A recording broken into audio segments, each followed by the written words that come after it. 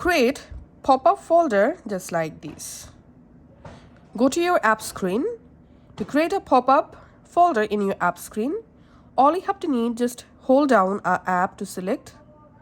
Once the app selected, just add the app into another app, and a pop-up folder will create just like this. You can add more apps. Just drag those apps you want to add to the folder, and that's how you can go ahead and add more apps to the pop-up folder. Open the pop-up folder, tap on folder name, and now you can go ahead and add a name to your pop-up folder. You can also change your pop-up folder color from here. Now, as you can see, the color changed. If you want to remove any specific app from your pop-up folder, again long press the app and simply drag the app outside of the pop-up folder,